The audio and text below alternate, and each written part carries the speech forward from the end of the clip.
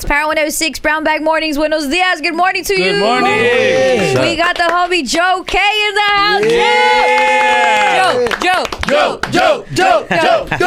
Joe, this is really tight because I've had a conversation with Dom. And he talks to me, and I've met you before. We were on a panel together, and even hearing your story, which I think so many people should hear, but knowing how much Power 106 was influential to you, and I'm just wondering, like, you being in the hallways again now that you're grown up, how does that feel? It feels surreal. You know, I was coming here in the late 90s, early 2000s, and Power 106 extremely influential to my upbringing. I think for a lot of us, for a lot of us natives especially, coming up, I would go to school. My mom would take me to school. Coming home from school, would be listening. I used to listen to like Tito's Top 4 and 4. Yeah, obviously, you know, Taught me the English. Baker Boys, like Felly Fell. There's so many legends. All the LA natives know, you know what I mean? So it was like Power and the Lakers. I feel like that was very that LA, era, you know what I mean? That you know, when Kobe, Shaq. So when I think LA and I think about that era, that was definitely me coming up. And so yeah, to be here, I mean, you know, it's the last time I came to Power was some time ago, but it was definitely early 2000s. So it's been about 20 plus years, you know, since I've visited and been here. But now it's just the timing is right, you know. And it's also been great to watch, you know, everyone here, your guys' rise and you know, Brown Bag, and just to see the development and see the new faces, you know what I mean? Just like same thing with me and Soulection. It's like we've been working throughout the years and we're here now, you know what I mean? I feel like in my scene, we worked really hard to become like that face of it now. So it's, you know, the alignment of all of us here is really dope. So all of it happening at the same time. Now we're talking about how you came up here in the 90s. I listened to Power 106 too. I never got a ticket into the building. How the heck were you in here? That was my question. When you mentioned that, I'm like, what? Did you work here? And it's not like you're 50 years old and you interned back then. No, you were a kid. Right. Yeah, my uncle, Nerve One, he worked for Universal, and he used to come here and, you know, drop off records and bring artists through for their promo. Oh, that's crazy. Yeah. So that was the early essence of me. And it's not like I came a lot, but there was a handful of times, a couple moments that came. There's actually a video, I believe J-Rock or Mr. Chalk. Yeah, they were both there. You know, it was the wake up show. Wow. It was late night, so it was like after midnight, Friday night, Saturday, because that was when a lot of the underground hip hop was able to be played. And so I happened to just be here one of the days, and I do personally believe that was the early stages of, you know, a motivation kind of going on, like that idea. I think for a lot of us, right, like that's why, you know, kids who get introduced to, you know, music or sports early on, or whatever their passion is, whatever that passion is, that early introduction is what leads and guides you into that who you are today, right? What you become. I was super blessed to be introduced to that. Were you already into music at that point? Like, did you want to like DJ or have something to do with it, or you just were like listening to music at that point? At that point, you know, I mean, this was late 90s, so I loved music, but I was mainly in sports. My dad was my coach for everything, so he had me. I think he thought I was gonna be, you know, at the time we were training I was playing travel ball, playing baseball year round, and football, basketball. So he had me in sports year round. I was, you know, he had me really disciplined and structured in school. I was like a straight A student. Nice. It was very, you know, black and white, you know, in terms of my day to day. But music from my mom's side was always played, and I was getting introduced to things. But no, I wasn't playing an instrument. I wasn't a DJ back then. It didn't develop until I was probably in middle school, high school. You know what I mean? So it kind of came on later. I always wondered, like, damn, if my dad would have, you know, made it like, hey, you're gonna do this, but you're also gonna learn how to play an instrument, where I would be today. But it's all good. We all have our journeys, you know what I mean, and we're exactly where we need to be. He'd be like conducting the LA Philharmonic. Because we all love music. You became who you became, though, bro. You know, when we talk about, I guess, those early indicators, I always think like God talks in foreshadow or shows us way in the beginning what we're about to be, similar to you when you're saying like you're walking up and down these halls, your uncle being nerve one, like understanding like, okay, this is a part of my life. I may not use it yet, but later on, becoming the curator that you are, it's a trip that it's like, oh, there was those early signs, like you said, even though your life was kind of pinned to kind of go the athletic route, which you could have, I'm sure, but it's like, nah, the creativity part of me. Did you have a moment where you had to choose one or the other? Like, I'm gonna kind of shift towards this way. Like, tell me about the day you let your dad down. No. Tell me about that. He said, Dad, love you, bro. But I'm gonna try it. You know, that's actually a great question, because the day I did let him down. I saw it on his face. It was so sad. Yeah, but Oh my gosh. you know, it was actually like it was a moment of clarity. It was empowering, because that was a moment where I like cut my life spiritual umbilical cord, you know, from him. I'm like, look, I know you want me to go in the route within your company or within whatever. Yeah. Our parents all, especially in the brown community, right, and it's like Latinos and people of color, like people want us to be the doctors, the lawyers, and, you know, the traditional things. And everything that I was doing, especially so when I disappointed him, this was like 2012. I had just graduated from Long Beach State, so it is ironic, right? Because I had just graduated from university. That was already a milestone for him. That was a big deal. But it was like, okay, what are we doing next? And then I had just had my daughter at the time, and I think that was a point for him where he was like, look, we still got to have a foundation. Yeah. And that's something he did teach me. So I was working at Long Beach State, where I graduated from. While you were going there? Wow. Well, I was working there as a program director as part of the station, the university student station, so tight, at K Beach at the time. It's now 22 West. But when I graduated, you know, I still needed a full-time job, so I got hired.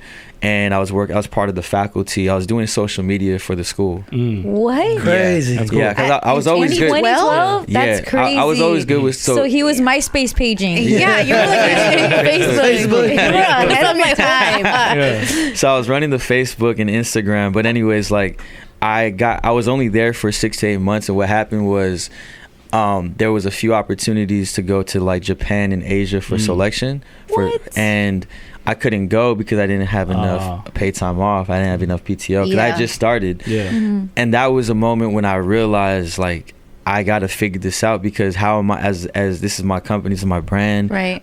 We had to send off some other team members to go and some other DJs, and it killed me because Japan was always like a place I wanted to visit. Right. And so that was the ultimatum for me, where I'm like, this is going to keep happening, because at that time we were starting to grow. And I decided to put in my 2 weeks.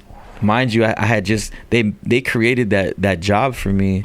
Right. They had to get the budget approved for the salary, and they made an office for me. Like, they did a whole thing. And then I made the choice. And my dad was looking at me crazy, because he was like, son, you have a good job, stable. They were willing to like pay for if I wanted to get my master's or PhD, they were gonna take care of it. And if I wanted to move up the ladder, you know, and then I declined it to pursue Soulection full time. So he was looking at me crazy, like, you have a child, what about insurance? Like, this is like some, you know, at the time it just didn't make sense. But I took a leap of faith in that first tour in Europe that we had. I calculated all the expenses. I was gonna come home with the same amount that I was getting from my check, which wasn't much, right? I was getting paid like a $24,000 salary at the time, like, you know, entry level. From what I was making off that tour and the other shows is what I was gonna make. So that's when I disappointed him, you know, like I feel like he couldn't understand it, but it actually sparked more fire under me to get it done, to go crazy, to get them to understand. I think it's hard. It's hard, like you said, in brown Latino communities. It's like, okay, well, I'm gonna like just be a DJ, or I'm gonna just do this, and then it's like, well, where's the money come from? It's gonna come, like the internet, like even you think I'm gonna be a blogger instead of being in the banking. No one like, and your family.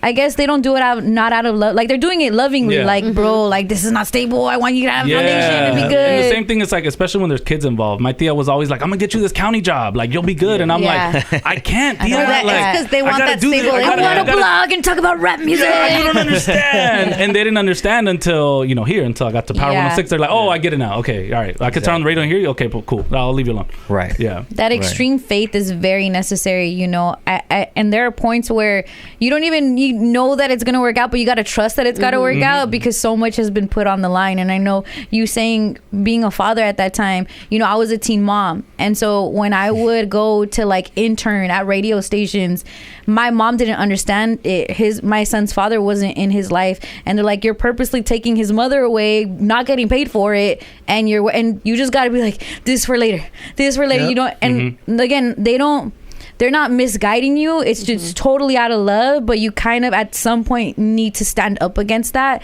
It feels really lonely, because all logic is telling you that's not the right choice. When did you see this was the right choice for me, Joe? Like, when did you see like I made the best decision that I could have? Yeah, I would say maybe probably about a year or two later, because at that time I was moving my ways up, from K Beach at the unit from Long Beach State, and then I got picked up by Rinse FM and out in London, and then from then I went to Red Bull. Red Bull Music was, shout out Red Bull, man. They were restructuring the radio program. It used to be RBMA radio, and they were figuring things out. And then from that point on, all the work I was doing on socials and on SoundCloud at the time, I used to upload the playback, right? So it was like we would do the show live, and then I would upload to SoundCloud, and it was getting like 100,000 playbacks a week. Shut up. Yeah, it was super popular. Wow. Yeah. And all of this started as a college radio show that you thought up, like, let me just curate it this way? Yeah, literally in 2011 is when I started the first episode, right? Now I'm close to 700 episodes, but do it once a week, and so from year 1, year 2, I was getting to like 10,000 to 30,000. When SoundCloud introduced the repost feature, right? When people were able to repost, on their kind of like TikTok, you can reshare. When they introduced that, because that wasn't a thing before, that changed everything, because everyone would like put all the artists theirs. that I would play, all the labels. My gosh. And so then it grew to like, and then I got the attention of like Zane Lowe and Apple Music, and that's so what started from an idea from college, to that. Yeah, it was very rewarding, and I just want to say too, like, it's all love with my parents. Like, they're my biggest fans. Oh, of course. Now they get it. It's all, like, it was even love back then. It's just them kind of over. They have to be that person. They need to, unless they were like, yeah, bro, just go. Go to bed. We're good. I'll give you Capri Suns. It's fine. No worries. But it's so funny the way that you're talking about, like, and then this worked out, and then this worked out, and then like you're saying low, and then Red Bull, because there's those people that are like, they've been in it like 10 years and they have like 100 views, and then people tell them like, just keep going, bro. You can't do that. You can't do that. Oh yeah, my first track got 100,000 trillion views, and I said, what's up? I remember like following it in real time, right? Because I was around the area. My friend, like, we have a mutual friend, Wes. Remember I told you? Oh yeah. Yeah. So I went to high school with the homie that ended up working with him. Tight. So I was like watching in real time, like, what's Soulection thing? Damn, they're blowing up. Like, seeing on SoundCloud, like, this is working out well. And then all of a sudden, fast forward a couple years, like, Apple Music, damn, this shit went quick. You know what I'm saying? It did. Like, in a year, I feel like you went like, like you're getting the attention in Japan. Right. And if it's always felt good. But what's crazy is it's taking 14 years now to get to this new era, because I feel like we progressed, but we were kind of in this underground phase. We were behind the scenes, and if you knew, you knew. But it's like, how do we break that ceiling, that barrier, right? And I feel that's where it's at now. From people are, they can go on socials and see, oh, they're doing this, or it's sold out show here, and they're doing all these things, but it took all these years to get to this point. So that's what I want people to really know. It's still, even for me, it's still a lot of work to do. Yeah, and that was like the perfect setup. Like, that's your setup for what's to come now. And I think even with Soulection, the fact that, like, Joe, it kind of puts you in a spot where people are wondering, who is Joe K? I want to know him. I want to see him. Everything is kind of like, you have a mystique about you too. And then people become your fans that way. So now when you do drop this project, now it's like, all right, I'm along for the ride. had you just been an artist from the top and let out a project, who's to say it would have had like that gravitation that it has currently? Are you excited to see with like the drop of the new project that dropped on Friday that people are super excited to root for you, to support you, and to champion you, just because they have like they've gotten all in with who you are, like they've bought into you as a person? Absolutely. Yeah, you hit it on the money. I feel there is mystery, but there's also transparency in the journey. And even if you just started finding out about who I am in Soulection, I still think you can kind of sense that there's intention behind what I'm doing. It's like, where did this guy come from? Why does this look so, there's a certain branding element that we do, and you kind of want to know more. You want to know like, who are some of these artists? Things just look very polished, right? But when you go into the music, it's like, dang, how are they doing all these things? Where have I been? And I think that's a lot of the feeling that people that have been finding out about Soulection is like, where have I been and how am I just finding out about this? But in reality, these people are right on time. And yeah, it feels good. There's a lot of gratitude. And like I said, I don't get comfortable in this space of like just being content. I feel, as I mentioned, there's still a lot of groundwork to be done, because truthfully, I feel like we were kind of stuck in this round for some time. Like even when you brought, shout out Wes, like he was a big vision to the early parts of Soulection in terms of him capturing all the behind the scenes things, the story, stuff, capturing the story. And I think he's fired then, huh? He's not in here.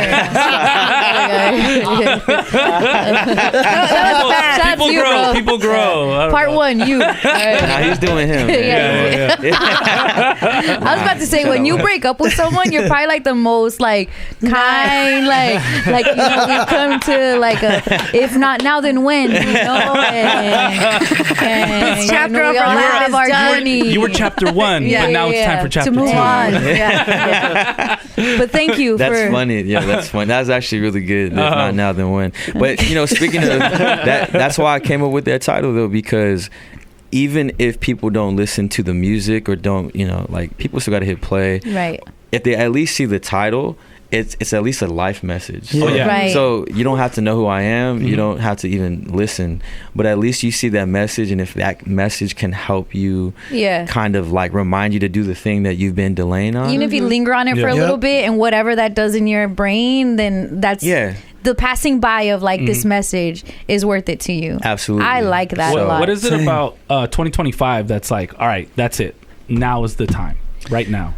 I think I've been always putting everything and everyone before myself, and there's nothing wrong with that. And I think a lot of us with our families and like we all carry a lot of weight, but at a certain point you have to put yourself first, whether it's mentally, spiritually, even if it's just making time for yourself, whatever it is. Like we constantly put, at least I can speak for myself, I put everyone before me, my team, my family, and I've always been the provider and contributor. So now I'm just leaning into myself more, and shout out to my team for kind of switching my philosophy and like getting in my head about not feeling bad about my blessings, because a lot of us we're put in blessed positions, and there can be you feel, I've always felt bad about when the storyline, someone has to be the face. But I've always felt bad when like it's too much focus on me. I'm like, oh, have you met so and so? Or hey, this person is next to me, you should focus on them. That's always just been my character and personality. But I've realized that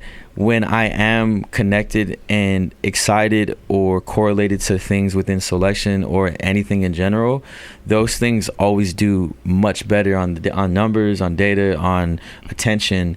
So it's pretty much owning and emphasizing that now. And so that's what this is about. It's really just about me not dimming my light, for others, not feeling bad about my blessings, and just leaning into what I was blessed with, you know what I mean? And that's always been spotlighting other artists, putting people on and giving people opportunities. But now I'm just in the forefront of that. And what I love about this project, if not now then when, is that it's also artists that I believe in, you know what I mean? It's like when we think about, from Bryson Tiller to Anderson .Paak to Snow Allegra. Right. There's some Masego. Who else? I mean, there's so many names. Gold Link. There's a ton of names that Brent Faiyaz. Brent Faiyaz, yeah, right. Yeah. Brent Faiyaz, really early on him when he had a group called Sonder. Yeah, really early on that sound, and so many others that it's pretty much me investing into the next artist now of within the R&B and soul space, and really identifying like these are the artists. And there's also a couple heavy hitters on there, and then we also have there's one producer who's been the lead of the project. His name is D-Mile, and for those who don't know, if you like Bruno Mars, Silk Sonic, and Victoria Monet and Lucky Day, to name a few, he's the producer behind their sound. Yeah, okay. so that's what I'm saying. Like, Soulection has always been about the producers and the writers, like the people behind the scenes.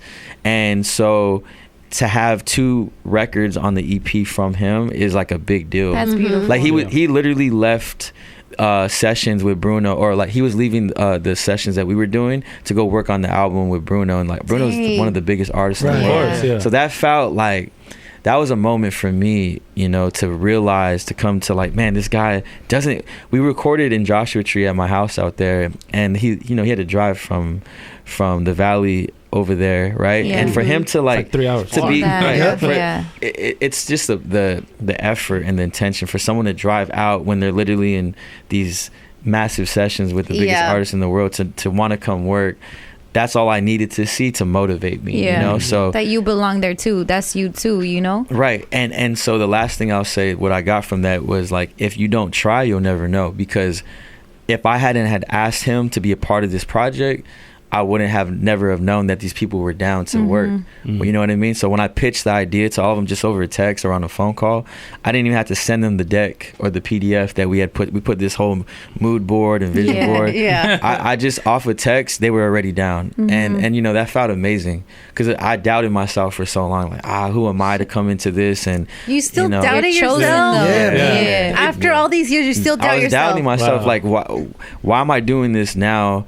And why don't I just stick in my lane? Why don't I just stick to radio and DJing? When people introduce me, oh yeah, this is a really cool DJ. Yeah. But there's so much more to what I bring to the table. So I wanted to also identify and showcase that more. That's like imposter syndrome. Right. Literally.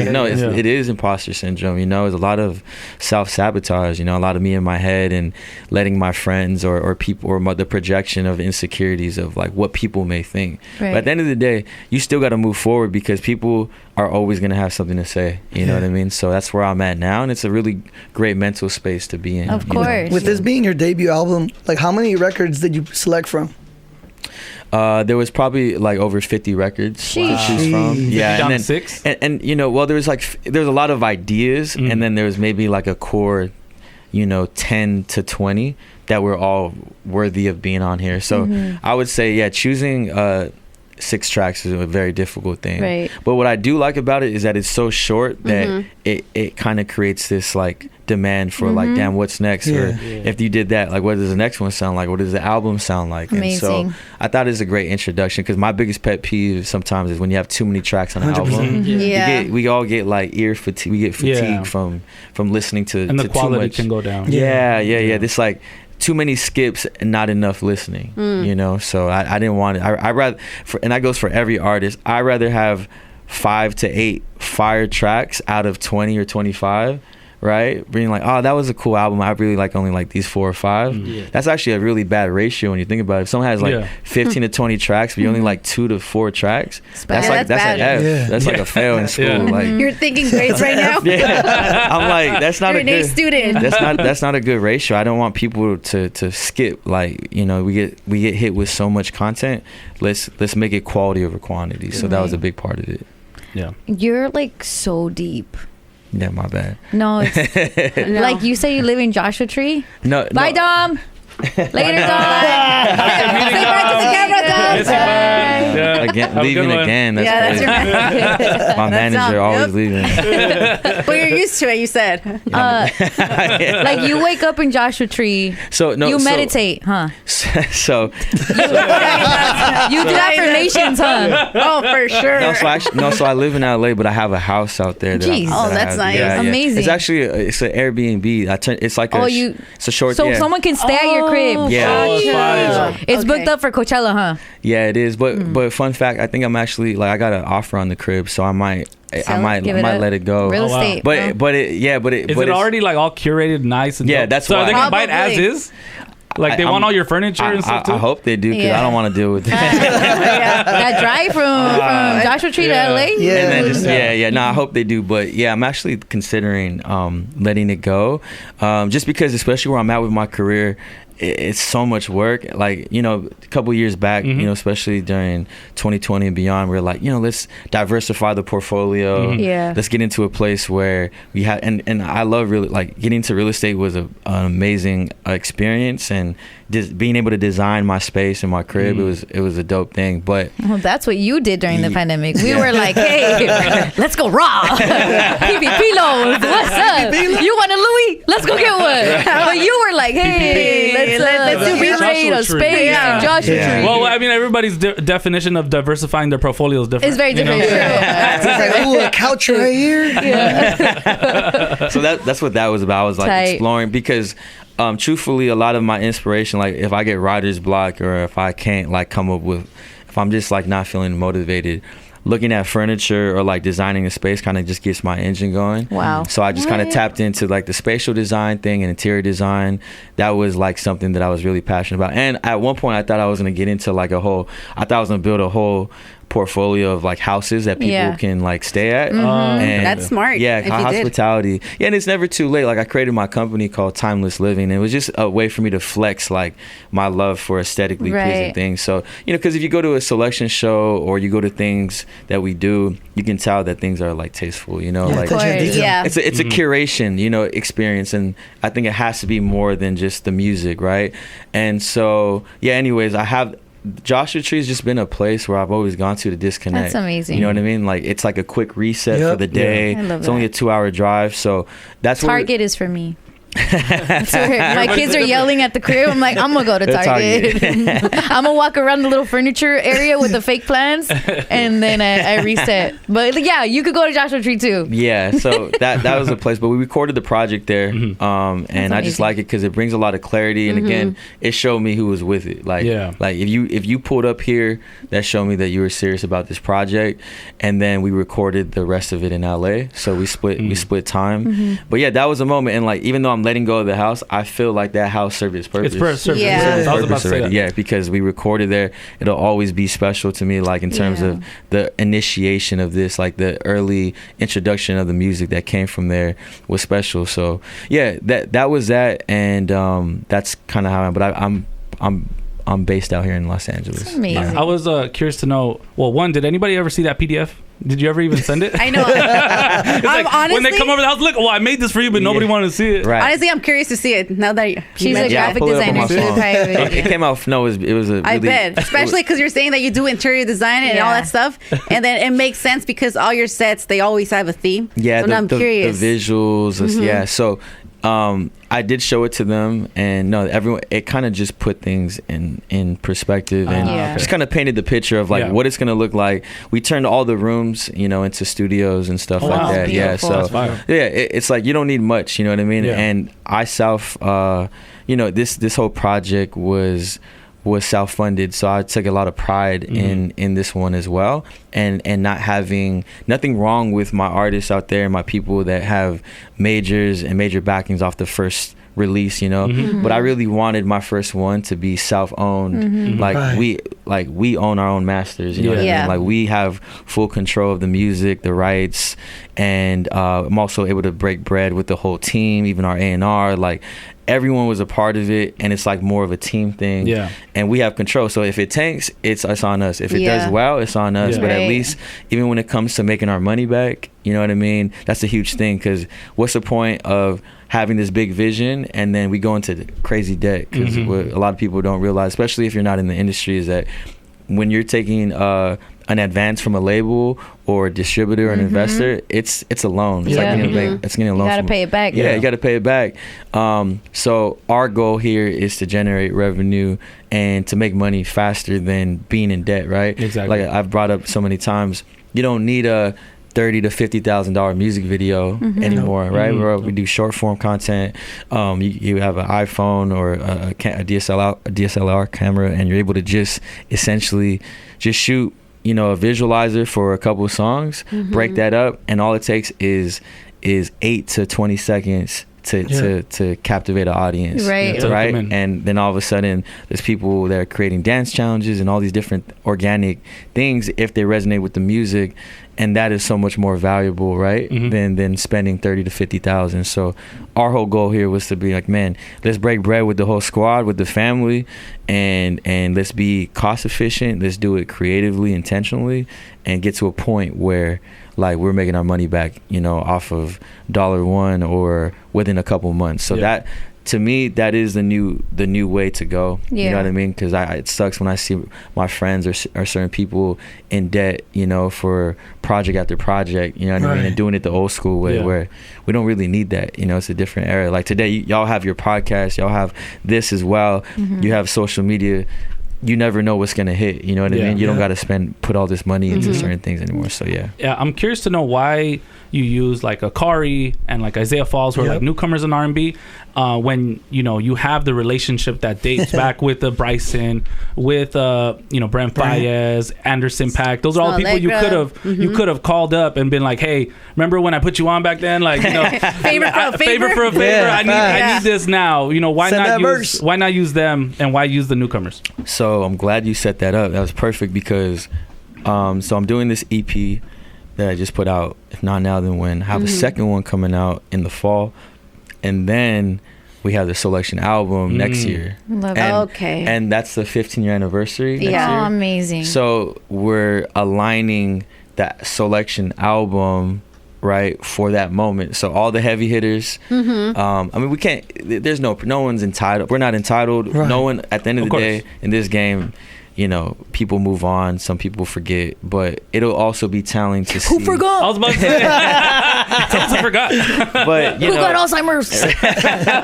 But the first letter. But that's the thing though. Like I've watched it happen so many times where artists, they start with certain groups or certain people put them on, and then once they hit a certain level, sometimes people forget, or it could be like in your guys' position, like you recognize bringing certain people for their very first interview, or like put them on Kendrick. right.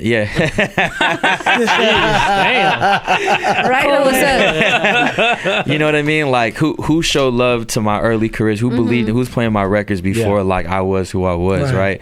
And it's so common, man. Like artists forget, or they're in a new space and they just don't come back to the roots, and that's fine.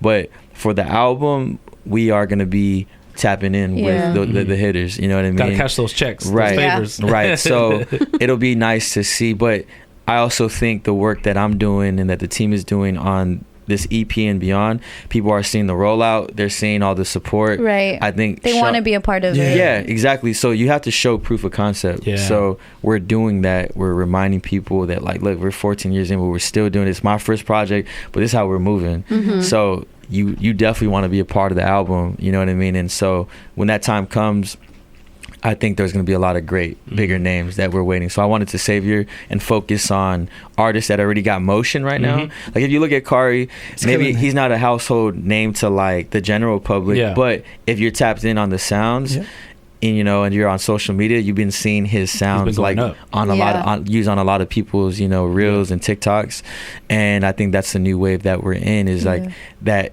In the next 2 to 3 years, he's gonna probably be that name. Same thing with Isaiah Falls too.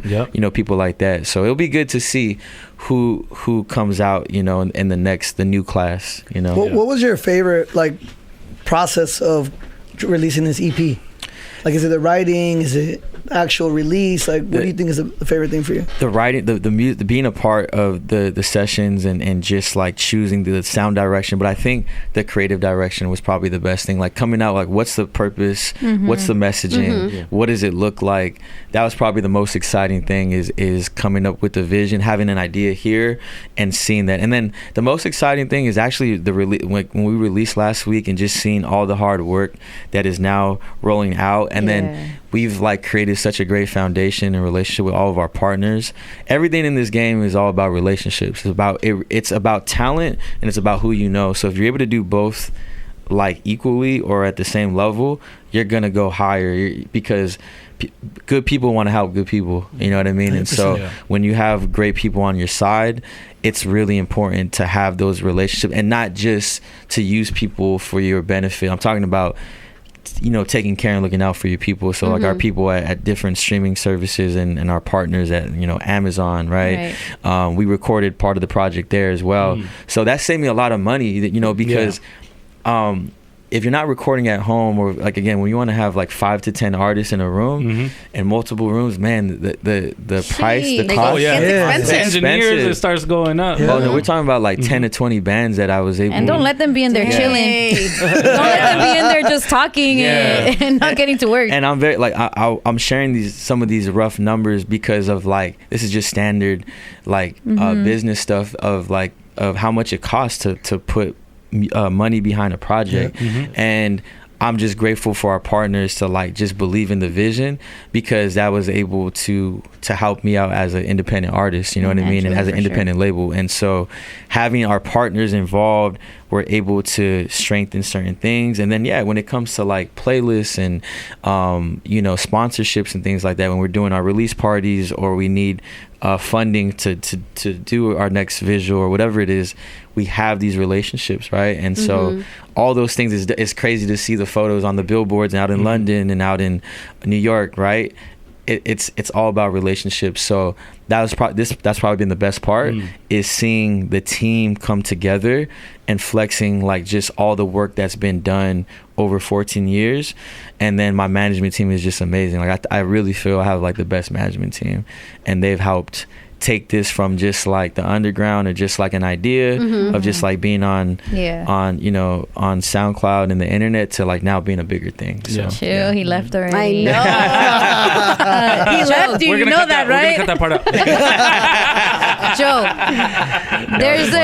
I know you hear this, there's an aura about you. Like I feel like he wakes up and listens to Ohm sounds, and literally like there's wind chimes somewhere in your life. Like I just feel like I know you're like your aura. I can see like orange, but I say all of that to say that's and then you're talk about purpose and intention and curation and all of that. What's some ratchet shit though, bro? Like what like what's the shit that like, because I get it, and the sound of Soulection is very like, ooh yeah, we're here, right? But like, do you turn up to Korn? Are you like like are you like what's that? Maybe. No, not Korn, but I do like Rage Against the Machine. Come on, Rage Against the Machine, because we're all raging against the machine in our life. That was a group that I came up to. Shout out to Rage. They also have like a Latino member in Rage. Really? Yeah, isn't it the lead singer, right? Zach? Yeah. That's why he's fire. But it's funny because I do have a playlist that I listen to. It's like ambient sounds, and bro, this is what you need to do to promote the album. Drop your morning routine like Ashton Hall. Yeah, bro. No one's gonna dip your face in the ice. I feel like he really cold plunges though. I know. Yeah, I think so. Nah, I actually don't. I don't like the cold. Like that. You don't like disturbing there's certain things like I'm just like, nah, I'm straight off that. I don't need to prove anything. But I do have the thing is ambient music and jazz music specifically, like when I'm in a deep thought or like sending my emails or like thinking or writing down my stuff, it just helps me like my mind, it just helps me develop, like process my thoughts. So it's funny you said that because it's actually true. Definitely. I can see. It's like, oh, you're in my playlist. I get it. Okay. But that's a good idea though, having that the morning routine. I'm telling you. Yeah. Have you ever met or worked with Miguel? No, I think we've met him. I know he's listened to the radio show. He's a fan of it. But we haven't actually like tapped in properly. Yeah. Yeah. I think even with your backgrounds, like he's Mexican and black, I believe you're like the world, right? Like you're He is the world. No, he's like 23andMe for legit. Yeah, but I do have half Mexican, I have Puerto Rican roots and native roots and things. And then okay. my last name really is K. A lot of people think like, so what's your name? Yeah. Okay, It's I was like- gonna ask that. I'm like, what's your full government name? That's fool? what that's yeah, nah, it's Joe K for real. Like that's and I'm the fourth, so my dad was the third. Oh. So a lot of people had to always ask like, okay, K what? Yeah. What's, you know, but It's like, no, that's it. That's That's Yeah, it. no, I was Yeah. thinking, I'm like, is it like Jose? Yeah. Kate Right. Is the cake short for Kate Trinata? Is that really you? yeah, that's funny. That I guess What is it? the experience of being in Los Angeles and being like having these mixed ethnicities. Also, like you said, you came up in sports. I'm sure a lot of times, I don't know, like that your identity is kind of, you're wandering. Like you said, your dad was a certain way, your mother was another. Yeah. To find out you're actually native too, like I'm sure that brings you, like you have to search for more. You have to find what this all means. You know. Yeah, the Yaqui tribe. That's where, you know, part of Mexico. That's where my mom's from. But like mainly, I think growing up in LA, we have such a strong Chicano culture here, you know. So you had asked me earlier if I speak Spanish, and my grandmother used to speak it to me when I was super young, but then we moved, so that's why I don't speak it fluently. It's very broken, and it frustrates me because not that it's too late to learn, but it is difficult as an adult to pick up a language, right? We all know that. Otherwise, people would speak 5 to 10 languages if it was that easy. But I do really, I love my people. I love seeing even just this room, just seeing, you know, Power's always been a home for Latinos as well, as in terms of the faces and the names that have came out of here. And so it's a big part of how I grew up, you know what I mean? Like the oldies, the lowrider culture, obviously the Mexican food out here. Yeah. It's a big part, you know, the food culture, you know, just like, you know, like when I see food's gone wild in that whole culture, it's funny because it reminds me of home, no matter where I'm at. So that's a big thing with some of my friends, like when we travel, like my boy Andres, he's from Azusa, like I'm from the 626, you know, as well. Like I grew up in South El Monte, Whittier, you know, Hacienda Heights, Montebello, like those were like 4 places that I kind of came up in.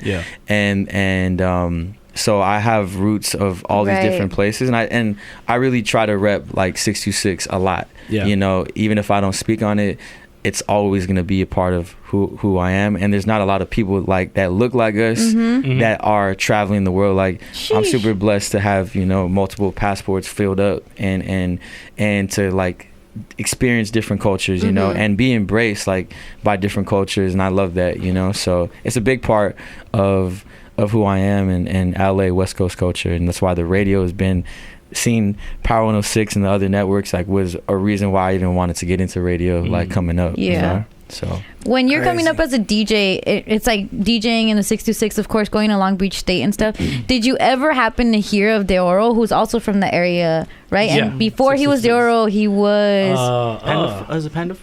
No, he was some type of Tonic. DJ Tonic. Oh yeah, DJ Tonic. But it's like seeing, I guess, when we look at you, like someone like that, and what De Oro's done in his own right, and just incredible what you're doing in your own right. I feel super proud. I'm like, whatever y'all end up doing, it makes us look so much cooler, you know? I feel like, I guess, what's that camaraderie between other DJs and maybe other producers or curators in that same, I guess, peer group that you have? I think it's the diversity in sound, you know, because that's the other thing too, right? It's like we don't have to just be in the hip hop or the Latino space of like, nothing wrong with that, like, because I love that music too, but I love so many other different sounds, and that's, I think, a big part of why it's grown so much. Because like, for example, like when I go to Africa, right? If I go to South Africa, first of all, we all look like each other, and I always joke with them when I'm in SA, like the Hispanic and Mexican culture and South Africans, there's actually a lot of similarities, and so because of the music that I play and I lean into it so much that people respect and appreciate it. Like when I go all in, when I go in on the Brazilian sounds, you know what I mean? Like people really appreciate that. Like I really tap in when I go into the Ghanaian, Nigerian sounds and, you know, the sounds of Angola and Portugal and Lisbon. People really appreciate that. So that's been a part that I think has diversified the music palette to where it's made it more global. So as we've gone on, it was mainly a lot of beat music. It was a lot of like R&B and soul, and I think what was going on is like we were attracting a lot of like male driven audience in the beginning, and then as we started growing and started playing more global sounds and getting into different things, even the Jamaican sounds, it started bringing more like women, and the sounds grew too, right? So you had like we'll play a sample, but obviously with the remix culture and the blend culture, we're putting like the Sade vocals over different things, and other great artists that are well known, or a Kendrick acapella over something with the classic sample. And I think what you have is like the younger generation and then the older generation kind of meshing well. And when you look in the crowd of our shows, you're seeing the diversity of these people. So I think that's what kind of that has what's elevated us over the years, is the sound has become more grown, more mature, and more global. And I think that's a big part of when I look around, it's getting to that point. So, you know, I'm able to play with the Black Coffee if I want to, and be in that whole space of Ibiza and that whole European sound coming from South Africa and Afro House. But I'm also still able to play like raw cuts and get into like those B-sides of your favorite album and rock a R&B and soul space, or I can do a whole experimental set. So I think there's just a lot of diversity, you know what I mean? Or play like a dembow set and kind of hit all audiences. And when you look in the crowd, you see all those people that love, because we all love music. It's not just about one sound, you know. So you mentioned Black Coffee. How did you like Drake's album with him? I thought it was good exposure to get people. There was a point in 2015 and before when Kaytranada was coming up, and I remember in our scene at least, people used to laugh or be like, you know, why are you guys playing that music? Or like, you know, people were scared to play house music, not house heads and people that were in electronic music and EDM, but I'm talking about people, anyone outside of that. If you were into hip hop or into alternative music and then listening to house or putting that out, people were kind of looking at that different, right? And I really credit, like, it's not about the correlation here. There is a correlation. Katra, to me, was someone in my scene that like made it easier. And then you started seeing, you know, Black Coffee's been at it for years, Kind Music, people like that. Kind Music and Black Coffee were on the Drake project. You heard the Beyonce project, right? When she started taking, she made a couple of records that were in that sound. Then it became more popular and more accepted. So Drake and certain artists, it takes a face and a sound like that, a personality, to wake up the people to be like, yo, you guys got to tap into this sound. And then now it's like a norm, right? You know, and so I think that it's good for the culture. Some people don't like it in terms of it commercializes it, but I think it opened up the palettes and made it more accessible to people. And at the end of the day, people have to remember that like house music came from Africa and from Black people. So there's a true heritage in that. It's not just, I think people think of house as electronic and EDM only, and the sounds that, you know, you go to Vegas or you hear those top 40 type sounds, that's more of the EDM. But the true house and the soul and the deeper tunes, that comes from another side. And I think when Drake tapped into that, he was just opening up the palette. You know, he's always been smart with opening. He's always been early on a lot of sounds, no matter what people say. He even had the Honestly Nevermind house album. Right. That's exactly. Oh, I thought you were asking about Black Coffee. Right. Because Black Coffee, and Black Coffee, and if you see the guys with the bandanas like around their face, like those are the guys from Germany, and they've been at it for a long time, like 10 to 20 years. They're from Germany, but we all they kind of remind me of like what we were just talking about. You see them on social media, you see them sound out 20, 30,000 plus people, 40,000 people, but what got them there, right? It was that work. But yeah, their production was on the Drake Nevermind project, and that sound is. You go to Ibiza, you go to a lot of places in Miami. That sound's everywhere. That's the sound now. That is the sound. How did you go about learning about all these different sounds? I just love music so much, and the thing is, I could sit here and do the 2000s and the R&B all day. That's what people know me for, like the edits and the R&B, the hip hop. Yeah, right. The soul D's. Like I love all that music, but at a certain point, there's only so much that can come out of it, right? There's only so many artists from the catalog in our history, and then the new artists. So I just like to dive into different things, and I've always been a true I've always emphasized on tapping in and taking risks on sounds. So a lot of people will look at me crazy even 10, 15 years ago when I was playing some of the sounds that I was like, all the beat music and instrumentals. Like, why are you playing? Where's the words? Where's the words? Yeah. There's a joke, like someone had said, like they played the radio show for someone, and they're like, so when are they gonna start? When is there gonna start being words in here? Because a lot of it is instrumental, And the whole thing of Soulection is it's a lot of like deep thought music. It's like deep thinking, a lot of instrumental sounds, but also things that are more sonically made for a deeper audience. So it just started. I would say early in my Soulection career, where I started diving into different people. And then as I traveled, I was meeting local artists and producers, and I was bringing them on to Soulection or putting out releases with them or putting them onto our shows, like booking them.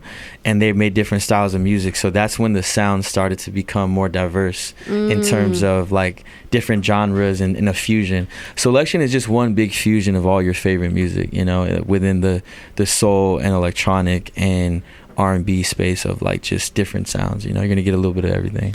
Have you ever thought of like scoring a film? Like when you talk and like just of even just like the sounds versus actual words to it, I think of like his name is Ludwig Van. He did the Black Panther, and he done. But like he'll go to Africa and see what literally the village people are like, what types of drums they're using, and make sure to incorporate it into like the soundtrack or the scoring of the film. Has something like that ever? It seems like this naturally just you do it. You naturally go search and find and can appreciate these types of sounds. Would you ever do that for like a movie or something? Absolutely. I think that's like the next progression. I would love to help curate and executive produce like the right artists and sounds for a project, for certain scenes in the film. Yeah, that would be amazing. That's something that I've always wanted to do, is sound design for something like that. But obviously the right film, the right director.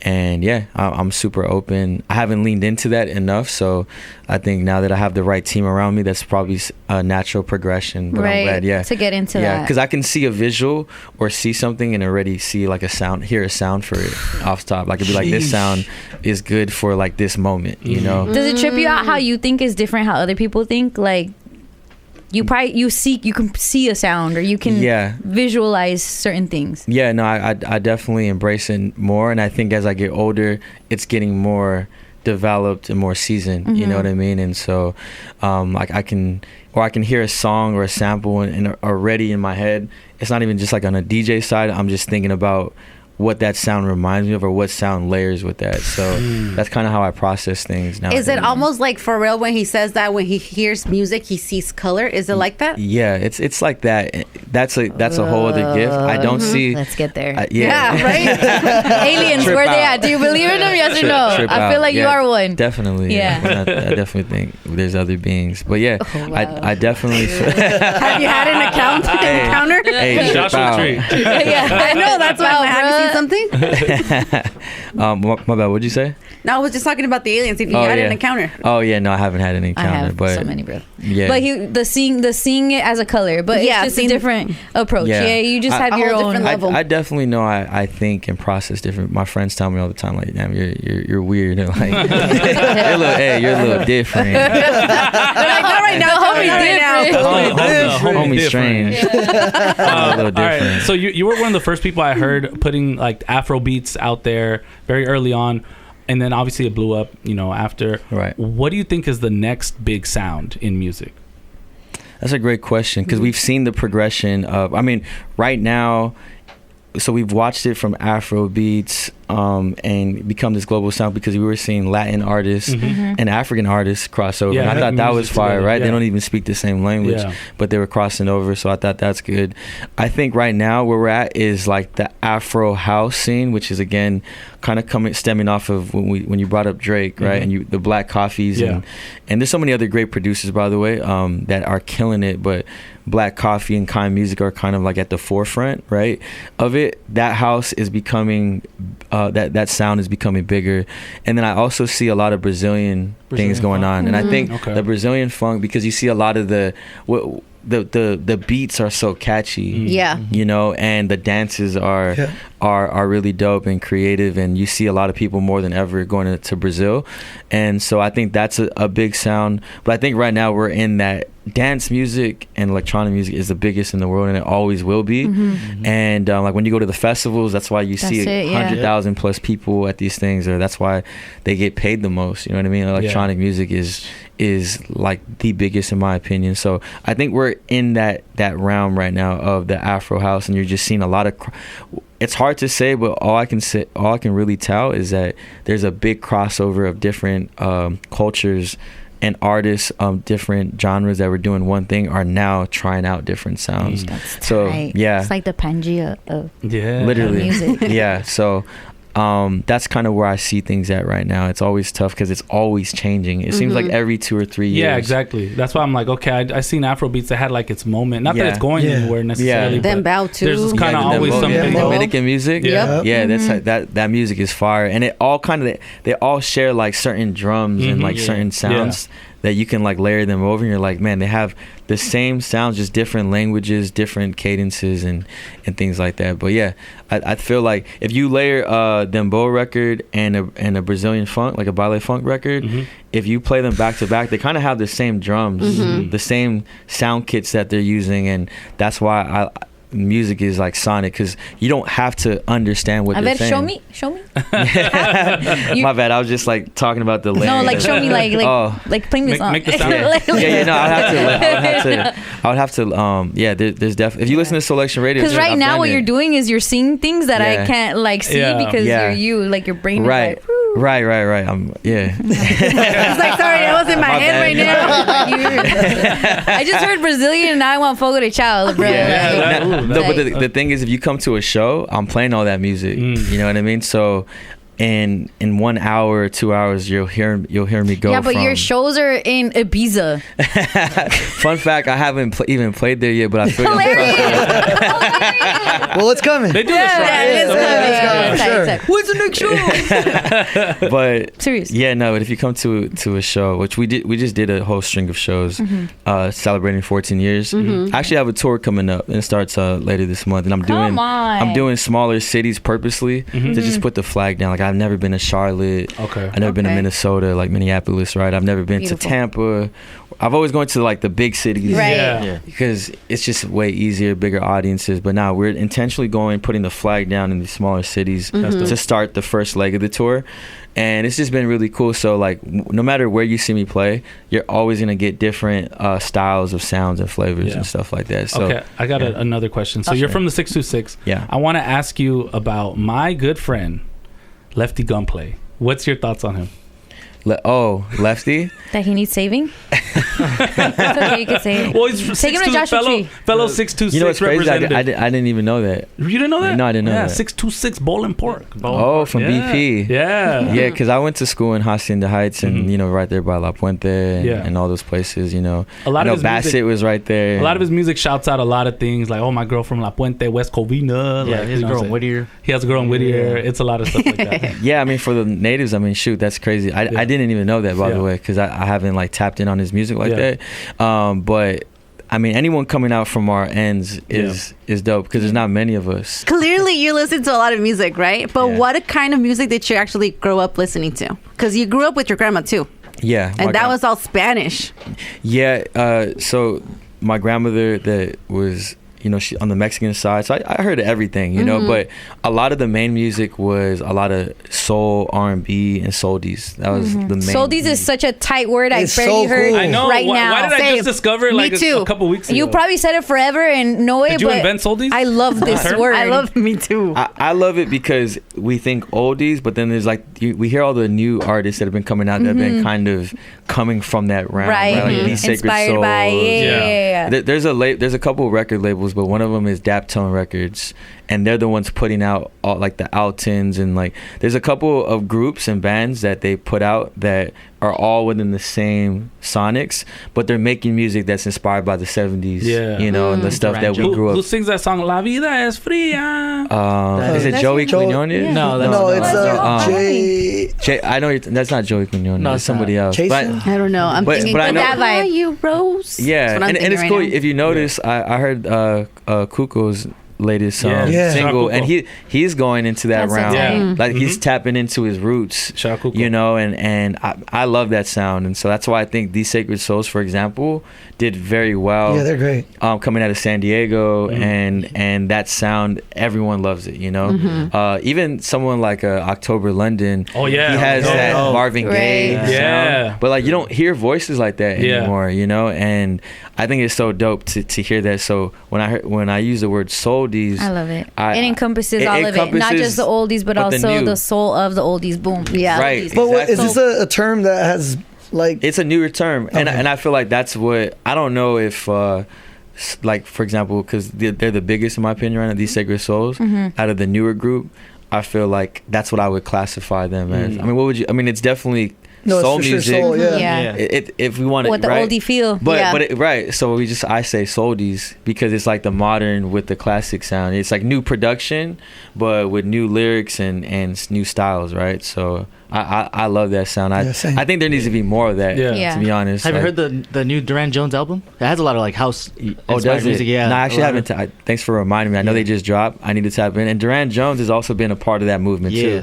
And then you have groups like Krungbin and people like that do more of like the indie soul, indie funk. But all of them together, it's like, I really love that sound. But you were asking me a question about. I forgot what it I was. don't remember. I forgot too. I was asking like who was played? Yeah, Yeah. a lot. Man, like I said, growing up to, you know, to the oldies and West Coast music was huge. Honestly, like I said, power was important.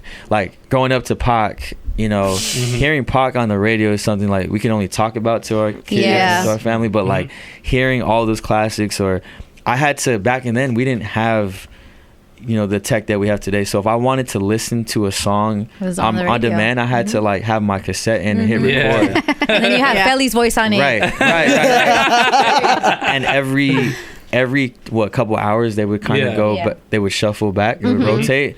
But if I wanted to hear things on my dime, I had to record it on tape. You know what I mean? And Yeah. so hearing Pac or just hearing, I had to watch MTV and BET to like watch my favorite videos, and that was just a certain era that really like I gravitated towards, and that grew me. You know what I mean? So I remember that point vividly.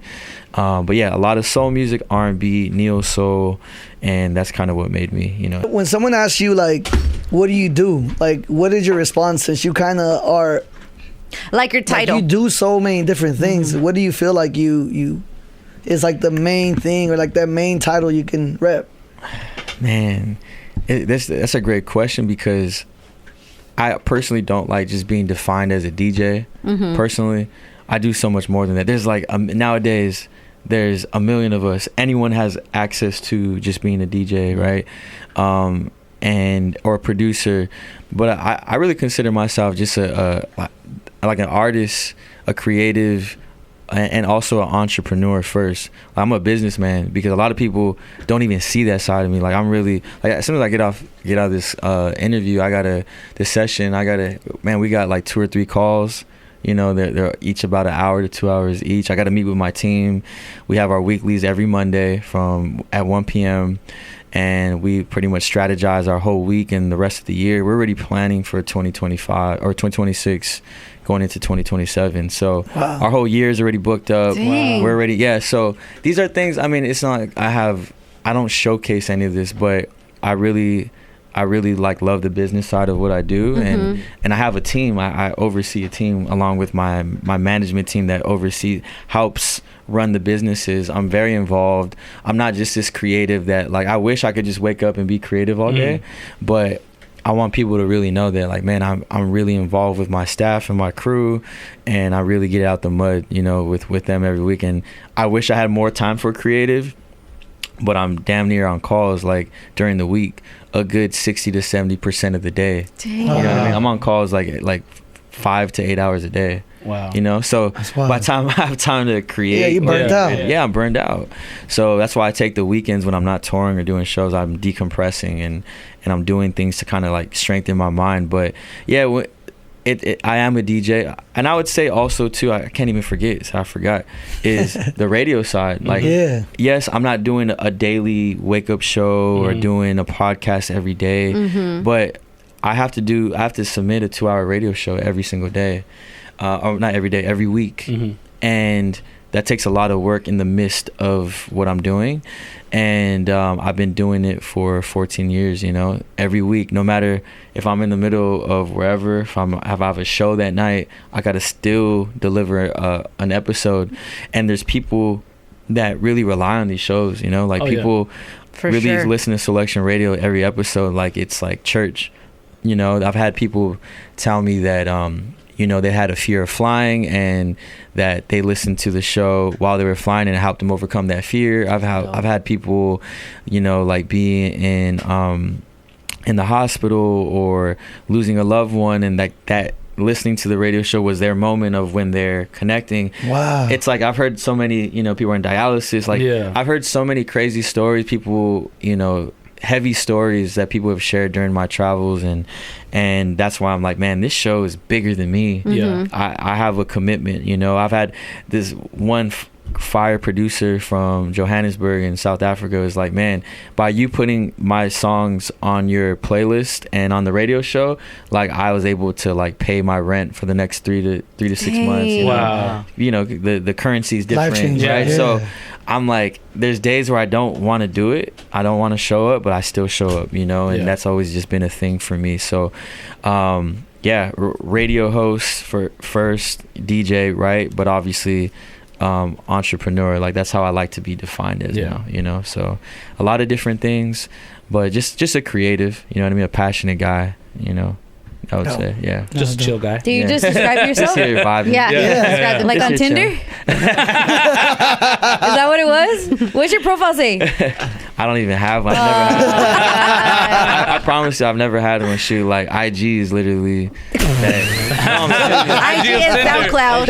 IG is Tinder. IG is Tinder. Nah, IG is that, like, you know what I mean? Like dating wise, like, you know, man. You send voice notes to girls in their DMs? Hey, this is Joe. While the beat is playing in the background with an instrumental. This is for you, girl. Just checking in. You're so beautiful. How I are you? can see your sounds. I can see your sound. I want to hear the sounds you make. Hey, you're laughing a lot. Is that true? He knows it's true. He definitely sent some voice notes. You on the Congos? Like, hey, girl. How are you? Girl. I was over here in South Africa thinking about you. Hilarious. How are your chakras this morning? Did you meditate? Yeah. Nah, I've definitely done that. There you go. I knew it. Nah, man, hey, you gotta lean into your power. Yeah, exactly. Lead into Great your advice. power. That's great advice. You said That's it a gem. Yeah. You're cool, bro. Do you have a question, Greg? Yeah, she was like going from that transition from DJ to producer. A lot of people do get imposter syndrome. People like they feel like they can't do it. Right. What made you take that step of like, you know what, I'm just gonna release my tracks. I'm gonna do it. Like I don't, like you were saying, you don't care about what people think. My team, Culture. Shout out Culture. A lot of people may know them for Brent Fayez because man, they helped. You know, they helped build his business, you know, from the ground up along with him. He's a vision. He has an amazing voice, but they don't just do music. They also have a sports agency, and they also have like they're just investors. They're just like really great business minds. But they sat me down when we first started working, and they're just like, look, the only thing you're really missing, because you're doing everything great. You have great trajectory. the only thing we're missing here is an original catalog of music attached to your name. And I was immediately like, but why, and how can I? Because I also wanted to emphasize that on this, if not now then when, project in this new journey, as like at the forefront of being an artist, it's more of an executive producer, so it's kind of like a DJ Khaled more approach, right? Yeah. So I organized and orchestrated the hit list of the artists and the producers and the writers we want to work with, but they're doing it's a collaborative thing, right? Yeah. But there's still artistry in that, and that's something that I had to 100%. Like. That's something that people don't understand. There's different types of artists. I mean, it's also makes you question why is it that the best writer, like why did it take Rihanna, right? Rihanna has a lot of writers that write music for her, but if those writers came out and put out the song themselves, right, it wouldn't have hit. It may not say the same. And that's no shade. Like, people know their roles and they lean into that, right? Yeah. And so same thing with Aaliyah. Aaliyah had some of the best writers behind her, right? And in order for her but no one could look like her, move like her. Exactly. Right? Icon, she's the instrument. Icon, right? A lot of people don't realize that there's a lot of people that write for some of your favorite artists, but you would never know. People don't care because it's like, I just love this person so much. So everyone has their role, but what I love about this is I'm being so transparent. It's not about like, oh, look at me, and just trying to take all the credit. You know, a part of the process, like if you look at some of the social media posts recently that I put up, highlighting the project or when it was out, and leading up to it, it's like making sure we tag, you know, all the artists and all the producers and like giving them their shine. It's a team thing. It's a village, right? And that's really what this is about. So honestly, the imposter syndrome was hitting me because I'm also around I'm around real gifted incredible people. Talent. Yeah. So it almost felt like performative. It felt like initially I was like, man, this is gonna feel performative, and because I come from such a like intentional community of like where there's real artists, it may come off like I'm trying to take credit or be something that I'm not, and that was an issue for me all these years because it's came up multiple times from different people in my life, like, you should put out a project, and I'm like, nah, it doesn't make sense, or maybe not right now, and I kept saying that, and here we are 13, if not now, then when? Right. At the time, 13 years. You know, because this idea started like December 2023 or so, November, and then it wasn't until last year that's when it began. Form, But it just, this is the importance of having a great management team or a great like coach or a great teammate, is having someone that can talk to you and kind of change your outlook on something, because that's all it took. Was a couple deep life conversations, and they explained why, and they're like, man, you are an artist. The way you market things, the way you present music, if it wasn't for you, there's certain artists today that wouldn't be have gotten some of the early starts that they did or opportunities. That's artistry, and being able, even what we're doing here, like presenting and giving people opportunities, there's artistry in that. Being able to connect with an audience, there's artistry in that. Not everything has to require music creation or painting or creating a design. There's artistry into a lot of approaches, right? And so that's subjective, but I personally think that, you know. And so once I got that mindset down, I was like, okay, it's game time.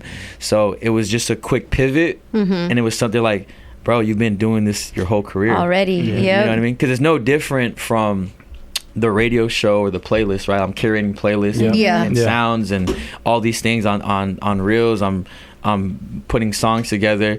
There's artistry in that. So now we're just owning the original music that was made for this project, and then it also creates long-term diversification, right? So now it's like I'm building a business where I'm making money in my sleep on records that I love, and I'm playing. I'm hitting play like at my shows on my own records. So if people are Shazamming, it's going back to the records that I'm playing. You know, for some reason. And then also, if people resonate with the music, they can remix the records. So that's the culture that I come from and that I champion. So now it's just like a win-win for everybody, and that's like the moment where it started. So you're saying you can't sing.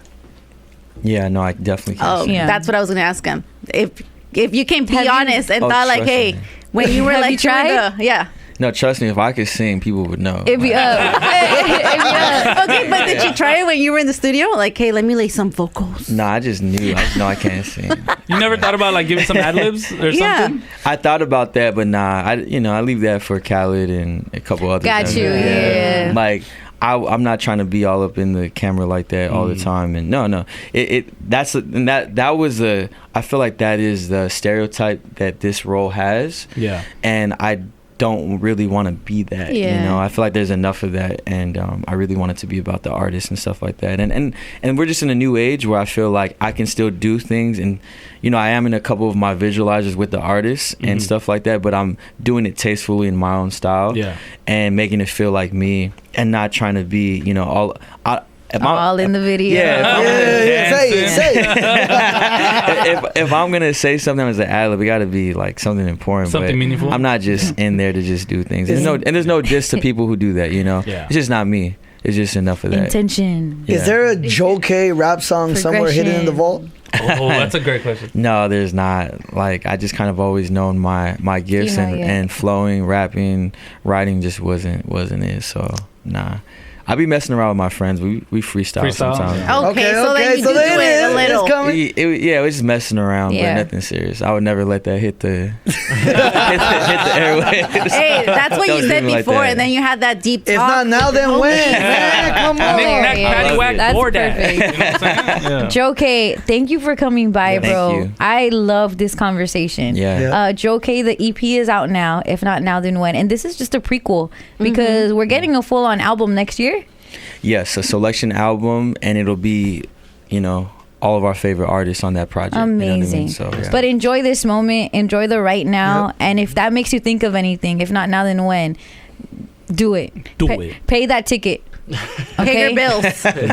Not now, it'll double. File your taxes. You're right. Like, file your taxes. Hey, go see your kid too. Go see your Ouch, Not now, Greg. then when? Greg. I don't know. All right, Joe K, it's an honor to have you in here. Power 106. Just know that the door's open. You've been here since the 90s. You've been here since the Yeah. I inception. think he had a key card. But yeah, whenever you need us, we're here, and Yeah. it feels really cool to see you go on about the world and do your thing. Thank you. When you're in Ibiza, it feels like we're in Ibiza. Yeah. Okay? Yes. Yeah. Exactly. All right. Nah, thank you. I appreciate y'all for real. Keep it here. It's Let's Power go. 106. Brown Bag Mornings. Buenos dias.